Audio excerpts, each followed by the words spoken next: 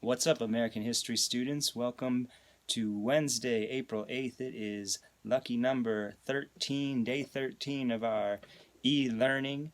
It is the second to last day of the term, and it's going to be another nice day, another hot one, so make sure at some point today you get outside, soak up some of that sunshine. I know I did yesterday. I'll be doing the same today. Remember, between now and tomorrow, right, any work that you get done on our e-learning will only bring your grade up.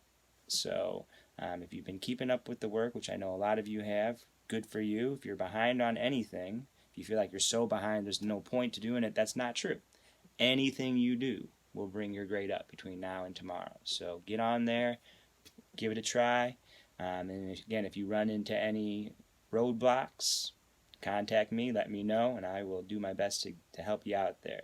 At the very least, we want to make sure everybody's logging in and answering that question of the day every day, because that's free points and it's fun. It's fun to see what you guys have to say. I always, get on there and respond to everyone's contribution, so hopefully you've seen my responses, and it really does feel like we're having a in-class discussion when we're not in class. So that's probably my favorite thing so far of what we've been doing with the e-learning is those questions of the day class discussions. And hopefully we have a good discussion today, because today's topic's pretty interesting, and again, it has to do with the Cold War, which in and of itself is a pretty interesting time in our country's history.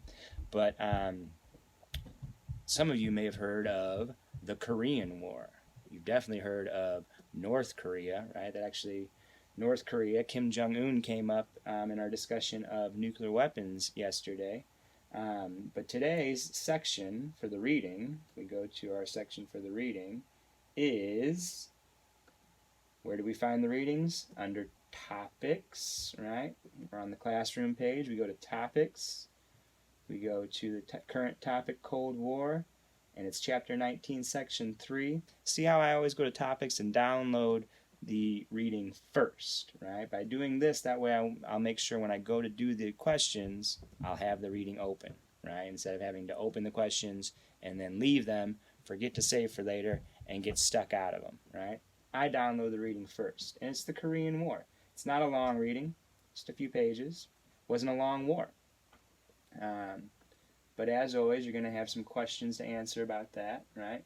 So I go ahead and minimize this, and then I go back to my assignments, and from there you can open the questions. They're all the way down chapter 19, section 3, right? So now you'll have the questions open and the reading open. That's how I recommend doing it, instead of opening the questions first, right? But then also we have our question of the day participation. Let's take a look at our question of the day, because it's, again, it has to do with the Korean War. It also has to do with a topic that came up in yesterday's reading. The question of the day is, if you can read it, what, if any, actions taken by the U.S. under President Truman to stop the spread of communism? That was the whole point, stopping the spread of communism, aka containment. Were they worth the cost, right? Was the Marshall Plan, which was giving billions of dollars away to the countries of Europe, was that worth it? Was the Korean War worth it? So this Marshall Plan map, it's going to be really small on the screen, as you can see, but if you right click and open another tab, you can, it's actually a pretty big image, you can open it up and it'll look more like this, right? European nations granted aid under the Marshall Plan. You'll see the different colors. The yellow nations are countries, you can see here, that received money, right? The red ones are countries that applied for money, and the green ones, or red and green applied but did not get any money. Purple did not apply. And the purple are the communist countries like the USSR, East Germany, right? But if we scroll over to Western Europe, right, look how much money the United States gave to these countries. $2.7 billion to France. $3.2 billion to UK. This was in 1945 dollars, right? So we're talking, by today's standards, tens if not hundreds of billions of dollars that we gave to these European nations. Why? Because at the end of World War I, we didn't. And at the end of World War I, we left these countries just trashed. And guess who took over? Nazis, right? And so we didn't want that to happen with the communists at the end of World War II. And so we helped these countries, fix them up so that they wouldn't be taken over by communists. Was that worth it? Was it worth the cost? I think so, right? But I want to know what you guys have to say in the question of the day.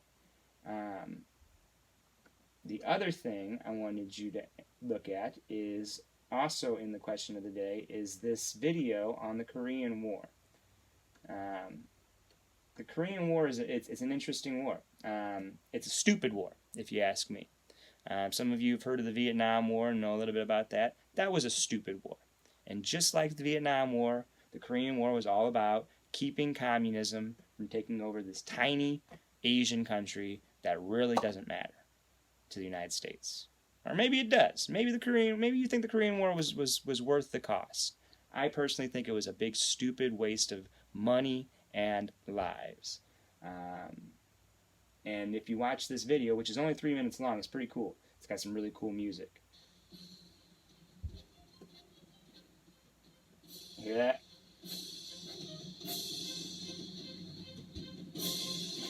But it shows you. We divided Korea. Korea was not North and South. It was one Korea. At the end of World War II, we divided it. Communist North, non-communist South. The communists decided they wanted to take over the whole peninsula, all of Korea, and we decided we had to stop them. And we fought a multi-year war to stop them. See how much the communists almost took over all of Korea?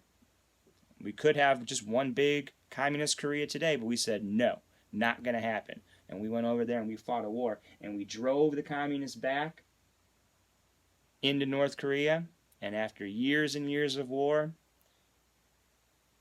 and I mean years and years because the Korean War still goes on to this day, we still have North and South Korea. It's exactly the same as it was when we first started the Korean War over 50 years ago. So what was achieved? Well, I guess the communists didn't take over all of Korea, if that was that important to us. Maybe it was. Again, I don't think so. I think it was a stupid war, unnecessary, and I'm a big Harry Truman fan, but I think this was a mistake. At least he didn't expand the war with China. And you'll learn about that when you read your section and answer the questions on the Korean War today. And again, if you have any questions about that, or questions about the question of the day, if you need any help at all, or if you just want to say hi, please contact me through Blackbaud, comment on the YouTube videos, however, email. I'd love to hear from you guys. And don't forget to like and subscribe. Peace.